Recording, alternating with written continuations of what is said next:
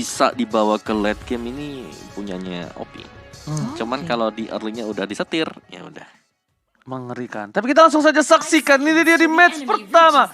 Di hari yang kedua, di minggu kali ini. Tentunya, akankah OP Esportainment memecahkan telur mereka atau bahkan Koko Esport yang lagi-lagi harus mengubur dalam-dalam seluruh harapan dari OP Esport yang dipandu oleh Ranger Mas Bude Monster dan juga Opung Wawa. Wow, pagi-pagi ngumpul di MDL di Cakep. area tengah. Semuanya, ayo kumpul GPL. Kirain pantun. Udah jadi pantun. Ayo kumpul GPL. Hey, di area atas on Maui. Dia udah diusir mundur OP Esportainment ya. Mereka nggak mau ngelepasin siapapun, nggak mau diganggu area junglernya, dan sudah dipanis sampai pulang ke area belakang. Yes, jadi panis saja Bude Monster. Bahkan dari Ozzy N1 berhasil mendapatkan Little Wanderer-nya. Yang harusnya di tangan dari tim dari Koko Esport yang udah coba melakukan zoning out. Dan di sini Ozzy N1 dia berhasil mendapatkan lapisan dari seorang Koko Esport. Keuntungan di tangan dari seorang Ozzy N1 kalau jungle di bawahnya nggak berhasil diamanin Rune. Dan ternyata betul sekali bukan di tangan Rune. Rune tertangkap di depan sana. 4 orang stay power posisi dapatkan. First blood di tangan Ozzy N1. 2 orang hilang. Terpukul, terkena out dari bottom lane. KO! Oh, rotasi yang tadi disangka oleh tim Koko Esports membuat mereka kewalahan dan kebingungan. OP Esportainment benar-benar agresif dari awal. Mereka nggak cuma mau menangin lane, tapi mereka juga make sure bahwa jungler mereka makin tertatih-tatih. Kayak hidupnya di area bawah, disamperin langsung dan gak tunggu-tunggu itu ada 4 member dari OP Esportainment ke area bawah. Itu terlalu dalam juga sih, dan bahkan dia nggak dapat keunggulan untuk bisa mengamankan satu buah creeps di bottom lane tadi. Jadi dari Koko Esport mereka kehilangan potensi mereka untuk bisa mengunci permainan OP di early, dan ini bisa ngebawa gamenya nanti masuk ke mid game ya, karena OP setidaknya kalau kita lihat sekarang mereka agak memegang kendali sedikit. Dung deng, ada Black Dragon Bomb karena lini belakangnya Kal menjadi sasaran, tapi Kal masih bisa bertahan di area belakang. Baru bisa di pop apa, tapi Turtle diamankan oleh Koko Esport. OP Esportainment mereka ngedapetin 1, 2 orang hilang, tapi ditukar pula oleh Rine mencoba untuk kabur ke arah samping. Koko Esport bisa dibilang mereka memenangkan dari area turtle-nya. Ngedapetin jungler dan juga Erchan 2 poin kill ditambah dengan 1 turtle. Satu yang pasti itu yang dapetin turtle-nya itu adalah Poison, bukan jungler milik masing-masing timnya. Dan fun fact-nya adalah MVP leaderboard kita Val ini tersingkir dulu ya dari 5 besar. Karena di minggu kedua MDL kemarin Koko gagal buat menang 2 match mereka. Oke, aku akhirnya menemukan jawabannya. Apa? Waduh. Konsisten itu harusnya di EXP. Karena gold lane-nya Dede Bocang. Oh iya. Dede Boy. Di mana ya Dede Bocang sekarang ya? Lupa aku. Tapi kalau nggak salah masih bermain juga di MDL. Dan tentunya ini FaZe ini pas aku lihat dia pakai Beatrix, kok ada yang aneh. Biasanya dia yang fighter. Dia pemain Dia fighter. Yes, dia pemain EXP laner Bude Monster. Makanya kok ada sesuatu yang aneh. Tapi kali ini ternyata akhirnya ketemu juga jawabannya. Dimana perombakannya terjadi di sisi side lanernya Bude Monster. Semoga itu bukan hasil yang baik ya, dan karena dari awal ini kelihatan banget masih unda-undi dari keduanya. OP Esportainment berhasil untuk membuat Koko Esports nggak terlalu owning, malah bahkan yang nyetir lumayan OP nih. Mereka gerak terlebih dahulu, mereka ngebawa sesuatu, dan Koko Esport membuat sebuah gerakan di pop up untuk melakukan defense, untuk ngebantu temannya yaitu On Maui kabur dari pengejaran tim OP Esportainment. Alright, dan bukan hanya itu aja, kita lihat juga di sini di mana Koko Esport hampir di pick off oleh seorang Kyle. Berhasil selamat, damage belum maksimal.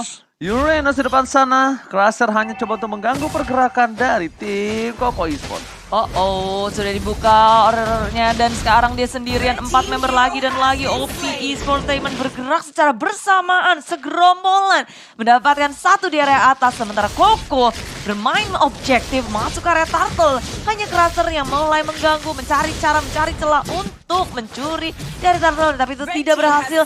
Turtle kedua di tangan Koko Esports lagi. Oh my god, Koko Esport di sini membuat para pemain dari tim dari Koko Esport mereka berhasil mendapatkan 2 turtle walaupun objektifnya dihilangkan. It's okay, no problem. Tapi ini bakal lihat ada head to head Vel dan juga Kyle. Sama-sama mid laner, tapi lihat dari KDA ini memiliki dari seorang Vel dengan 6,5 KDA damage per menitnya juga besar banget Opung Wawa di angka 3000. Ya gue setuju, apalagi Vel ini ada salah satu pemain yang bagus banget sih buat di MDL ya. Karena dia selalu bisa menjaga jarak. Meskipun dari Koko Esport mereka kalah game atau bahkan mereka kalah dari matchnya, total death yang dimiliki oleh Vel itu terkadang 0 atau bahkan cuma 1. Jadi tipis banget karena dia bisa jaga positioning dari bagian belakang. Yes, ini aku dapat informasi dari Profesor KB yang terhormat. Dede Bocang ternyata masih ada di OP. Cuma lagi digantikan Crusher sementara katanya. Tuker-tuker. Lagi tuker-tuker. Lagi coba untuk formasi baru lah. Opung dan juga Bude Monster. Kelihatan sih ini jadi galak banget. OP Sportainment masuk ke area bottom lane-nya. Mawe menyadari hal itu, Poisi pun hadir bersamaan dengan para member Koko Esports. Mencoba untuk bertahan karena mereka kelihatan banget nih. Dari OP ngepres dari arah atas, bawah, mereka bisa ngedapetin objektifnya. Sementara Koko Esports lebih terus-menerus menjawab gerakan dari OP Sportainment. Yes, benar banget. Dan kita lihat ada informasi technical pulse dari OP Esportainment nampaknya. Ini ada informasi dan Mereka tetap disiplin ya. Gak sembarang untuk open invite atau bahkan untuk masuk. Karena mereka terlihat nih, mereka langsung kumpul 5. Jarang untuk melakukan split. Seperti yang kita ketahui. Karena Uranus ini mau gak mau harus selalu proxy minion juga. Tapi ini udah dibiarin sih tadi. Betul sekali Opung Wawa. Tapi kita melihat di mana Crusher hanya cuma untuk mengganggu pergerakan. Dan Crusher ini menjadi salah satu orang yang sangat dibutuhkan ketika masuk ke arah backline atas Vel. Dan nampaknya rotasi telah dilakukan menuju ke arah top lane. OP Esportainment tidak mau lagi kehilangan Turtle untuk ketiga kalinya. Mereka udah standby on possession. 4 orang bahkan sudah berada di arah top territory. Yang menariknya ya, tadi tuh Rine ngedapetin level 10 duluan. Bahkan Ozinwan tadi masih ada di level 8. Padahal dia tumbang 2 kali. Berarti farming pattern dari Rine itu wow. Benar-benar memukau karena berhasil untuk mengejar ketertinggalan. Tapi tengok damage begitu besar dan Poisi sudah membuka Black Dragon Bomb yang mencoba untuk mencari lini belakangnya, mengusir mundur Fuzzy di landing langsung dan mencoba untuk mendapatkan sesuatu. Reload bisa di pop up tapi no man on blast karena mengenai 2 member dari tim OP sekarang maju ke area depan. Burst damage terlalu besar. Koko Esports bisa menahan lagi, memilih untuk mundur ke belakang. Wow, problemnya satu. Rine tidak tersentuh, mereka salah fokus, mereka fokus ke arah seorang Poisi, mereka fokus ke arah seorang Vel. Meanwhile Rine-nya bebas banget untuk memberikan free hit dan bahkan mendapatkan 1 point kill. Yang sangat-sangat dipertanyakan Bude Monster perbandingan 2 level kali ini. Karena satu Bude Monster di bawah menit 5, OZN1 beberapa kali berada di arah laning. Terpotong sudah semua rotasi dari jungle yang dimiliki dari OZN1. Yang nampaknya membuat dia harus tertinggal 1 level atas seorang Rine yang Rine pun sudah ditumbangkan 2 kali. Bahkan di sisi arah top lane, turret akan menjadi salah satu pilihan utama dan memilih untuk di cover oleh seorang Poisi dan juga On My Way. Wow, mulai dibalas sepertinya Koko Esports mendapatkan celah untuk ngamanin objektif pertama mereka setelah pertukarannya. Ini OP, mereka juga nggak berhenti untuk bermain objektif. Turret menjadi fokus. Di area bawah, tier yang kedua ditukar dengan tier per 1. Pastinya OP lebih nyaman. Maju ke area depan, Erlen tumbang terlebih dahulu. Reload berhasil dibuka, membuat OP nggak ada yang bisa melakukan backup ke area depan. Wow, Ercan, what are you doing? Mungkin dia udah tersangkut, udah terperangkap dengan word manipulation dan bahkan satu hal lagi. Ini Rine, walaupun dia lagi unggul, walaupun dia lagi leading, dia nggak bisa berada di depan seperti tadi. Itu Kyle, kalau dia punya Ying Overturn dan posisi dari seorang Rine terbuka seperti itu, burst damage instant point kill, bakal didapatkan Koko Esports. Ditambah lagi, dengan tidak adanya Rine, sumber deal damage mereka hanya terpatok seorang Ray. Ya kan? Poisi kita anggap ini dia gak memiliki burst damage yang besar untuk bisa menumbangkan para pemain dari tim OP. Nampaknya benar-benar harus lebih konsisten lihat pasti di arah top lane bersama dengan OZN1. Objektif gaming berhasil didapatkan. Inner turret di mana Koko Esports mereka kehilangan 5 turretnya Bude. Ya, alon-alon asal kelakuan buat OP, mereka nggak mau fight besar lagi kayaknya. Bermain sedikit kucing-kucingan setelah berhasil untuk mengganggu dari area atas, mengambil resource yang ada di jungle. OP memilih untuk mundur, apalagi dengan adanya Lord yang hadir. Ini Lord yang pertama, seharusnya bakal jadi rebutan ya. Ya, ini masih Lord yang sederhana ya kalau bisa bilang. Sederhana. Lord level 1 yang bisa dilepaskan oleh Yang OP. minta disenggol dong, gitu nggak Om? Senggol dong, wow, lembek banget Lordnya. Wow. Lordnya. Hati-hati Ji. Lordnya dong, lembek banget karena belum menit 12. Belum. Kalau udah menit 12, Wah, Senggol dong. lumayan. Tapi Oh, disenggol. kalau menit 18, waduh itu beda kelas itu. Wah, On My Way udah pakai Way of Dragon. Tapi ternyata bukan itu masalahnya, tapi tidak adanya satu buah flicker. Tapi Poisy membuka, lihat, langsung menuju ke arah belakang. Poisy menjadi pilihan, tak ada cover. Poisy mencoba untuk menyelamatkan kawan-kawannya, tapi ternyata ditinggalkan. Kali ini cukup berbahaya dan bahkan lihat Crusher harus respect damage dari seorang Yulsin Sin. Yang dimana kali ini mereka kehilangan Black Dragon Transform dan bahkan Poisy sebagai naga untuk melakukan zoning out ketika team fight malah tidak ada. Oh my god, On My Way, dia harus membalaskan semuanya, tapi lihat On My Way harus ditumpangi dengan damage cukup besar. Knockout strike dan dikeluarkan dari Rine. Masih coba untuk memaksa menuju ke arah belakang. Kyle Daying yang overturn, flicker ke arah belakang dan melepaskan Lord yang masih lembek banget terhadap tim OP Esports Team. Iya, dan kayak Koko, mereka satu persatu masuk. Kita ngeliat di game pertama koordinasi dari Koko Esports nih yang kayaknya patut dipertanyakan. Ketika mereka satu persatu keluar dan membuka resource skill yang cukup mahal, tapi nggak ada follow up-nya, nggak ada koordinasinya, membuat OP dengan bahagia menyambutnya. Iya, dan bahkan dari OZN1 udah mulai mengejar sisi level, dari sisi gold juga, bahkan dari itemnya sendiri. Dia udah punya 3 item. Lebih unggul dibandingkan dengan di Sunshine yang tadinya mungkin agak sedikit menang ya dari sisi levelnya, dan akhirnya ya endless battle, 3 item lawan 3 item. Cuman ada Kagura di belakang. Oh my god, Wave Dragon berhasil mendapatkan satu buah seorang Erchan, tapi dibalaskan dari yang over terdapatkan. 2 poin didapatkan oleh tim OP Esports. Fezi, spray down telah dilakukan menuju ke arah belakang, membuat Koko Esports harus mundur ke arah belakang. Masih ada fail, masih ada perlindungan dari high ground defensif untuk tidak terjadi one strike push, tapi kemungkinan besar mereka akan kehilangan inhibitor mereka di arah mid lane, dan betul sekali. Tembakan dari katapult harusnya menjadi satu buah. Wah, dipaksa. Pasti pecah. Nggak mungkin nggak. Best turret yang pecah. Kali ini kalau dipaksakan worth it banget. Dan problemnya adalah di mana kita lihat Crusher ini memang menjadi samsak. Crusher ini memang dilepaskan bersama Erchan, tak apa ditumbangkan Opung dan juga Budi. Iya. Dan bukaan yang tadi sih kalau aku lihatnya bahwa dari On My Way harus ke pick off secara cukup pagi juga.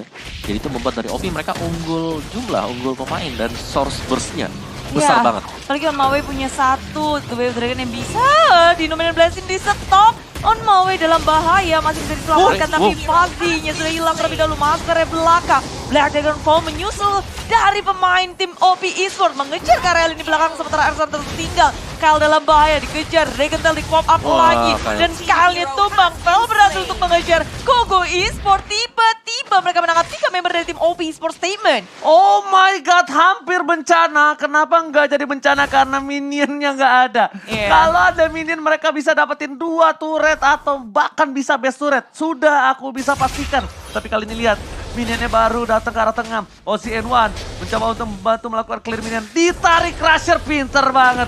Diambil ke arah belakang, mencoba dipaksa. Tapi ternyata OZN1, what are you doing? Memaksakan menuju ke arah belakang, mendapatkan seorang fail. Tapi ternyata itu hanya harapan palsu. Terbaiting. Digoda dengan ada keberadaan seorang fail, nggak punya flicker. Dan nampaknya lihat, bujangga lain yang menunggu untuk mengcover pergerakan dari seorang fail. Terjebak miskalkulasi, dan akhirnya dari tim Koko Esports perlahan tapi pasti mereka terus menerus nih berusaha bertahan dan membalas apa yang dilakukan oleh OP, karena mereka sama-sama galak keduanya. Tanpa adanya Ozzy kemungkinan besar dari segi Lord gak akan bisa dikonslet, tapi Dominant Blast mencoba untuk melakukan setup board di area depan. Crusher pun mundur, Poisy membuka Black Dragon Form untuk mundur ke area belakang. Keduanya memilih untuk menggagalkan invasi mereka, menggagalkan usaha war mereka. Ngeriset lagi, sementara Lord yang kedua berada di tangan Koko Esports. Welcome, ini dia pertandingan yang kita tunggu-tunggu. Benar-benar kayak ngelawan satu selawan satu, benar-benar sama-sama ngotot seperti kata Opung Wawa, dan akhirnya Rine punya DHS. Karena aku nggak tahu kenapa dia memaksakan KBOD. Menurut aku pribadi Pung ya, DHS di early itu sangatlah butuh. Apalagi dari Uranus ya. Yes, Uranus sama. Ya tadi kan kita lihat posisi dari Rine terkena first blood. Ya kan, ada Pakuito juga. Dan dia memaksa ke arah BOD. Wah, butuh waktu yang cukup lama. Untung ada kemenangan shutdown yang didapatkan. Lihat, goldnya langsung menaik jauh. Fokus ke arah mid turret. Dengan ada Ward yang bergerak di arah top lane seorang diri. Yang satu harus diperhatikan oleh tim OP, mereka tidak boleh terdistraction sama seorang Poiji. Bukan Poiji ya, Poiji. Poiji. Tapi ya Poiji juga selalu buat momen sih kalau kita lihatnya tadi ya. Belum lagi Ray. Ray di sini adalah sumber burst yang paling besar buat Koko Esports sekarang. Fazzy menjadi targetnya dia tadi. Tapi Black Dragon Bomb sudah dibuka bersama dengan Lord yang nge-charge karena inhibitornya mengusir mundur ke arah belakang OP Esports Payment Crusher. Nggak bisa menahan damage terlalu besar lagi. Mundur ke arah belakang tapi Nominal Blast set up nggak mengenai siapapun. Sementara Koko mereka mau nge-setup lebih karena men-securing satu turret inhibitor lagi. Dengan Release Manipulation nggak ada yang bisa nge-defense. Koko kembali dengan selamat tanpa terluka satupun. Counter setup, ketika Dominant Blast-nya di pop up informasi, nampaknya Vel langsung ini saatnya aku untuk bersinar. It's time to shine like a celebrate like the Raymond. Lihat, skor dari Vel sendiri sekarang, statusnya dia 1-0-8. Padahal dari awal Koko Esports ke pressure, tapi dia selalu bisa jaga posisi, dia mainin sedemikian rupa. Sehingga dia bisa mendapatkan assist juga, membantu teman-temannya untuk bisa memenangkan fight demi fightnya. Dan inilah Koko Esports.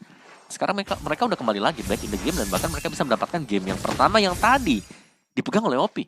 Yes, benar banget. Tapi lihat di depan sana, On My Way seorang diri mencoba untuk melakukan chevating. Lihat, udah bakal coba di cover. Ternyata kali ini langsung ada konsil ke arah belakang. Rine terlalu terburu-buru menunjukkan batang hidungnya.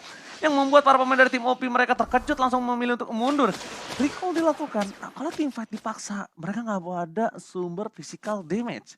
Berbahaya kalau kali ini Om Wawa. Oke, dan kali ini kita akan melihat untuk dua tim yang saling menunggu satu sama lain dulu. Karena Lord berikutnya akan segera spawn juga. Entah ya, mereka pasti akan menunggu untuk Lord. Mereka langsung ngambil Lord level yang kedua atau mereka nunggu untuk Lord level yang ketiga. Karena selisih waktunya lumayan panjang, 1,5 menit. Mereka bisa ambil sekarang, nanti level 3-nya nunggu lagi spawnnya. Bisa sih, mending jangan menunggu-nunggu ya. Kadang menunggu sesuatu itu nggak pasti, mending yang pasti-pasti aja di depan muka mereka sudah ada Lord yang sudah dihantam. Separuh HP, Ercan di depan punya immortality, aduh sedikit percaya diri. Koko Esports mereka nggak mau nahan, tapi dengan The Way of Dragon menahan karena Ercan, satu immortality pecah. Dibuka dengan Brilliant Manipulation, kalian tumbang Rine mendapatkan jackpot, tapi ditengok di belakang Lord pun berhasil di tangan Koko Esports. Sementara Crusher sendirian ke arah belakang, nggak bisa untuk ngedapetin siapapun, nggak bisa untuk ngedistract siapapun karena Koko sudah mendapatkan apa yang mereka mau. Betul kata Bude Mongsar, yang ada di depan muka harus coba dihajar dibandingkan menanti harapan yang lain. Apalagi tentang jarak yang jauh di ke arah belakang, ya kan? Gak bisa menuju ke arah resisten, memilih menuju ke arah Lord aja yang ada di depan muka. Dan ini akan menjadi satu buah strike puska. Koko Esports masuk ke arah belakang, Mountain Soccer dan ternyata Ray ke arah Pesi down. Mereka gak punya high ground defensive, kemudian dan Koko Esports take the game. Woi, Koko Esports semi comeback kalau aku bilang karena mereka udah kehilangan turret demi turret, inhibitor juga hilang. Tapi kehilangan satu inhibitor bukan akhir segalanya Oji. Jadi berjuanglah sampai titik darah penghabisan. Seperti halnya Koko Esports. Yes, walaupun harus jauh jalannya dari terseok-seok dari bawah. Mereka benar-benar menanti penantian yang cukup panjang sampai bisa mendapatkan kembali titik momentum mereka. Mereka bisa mendapatkan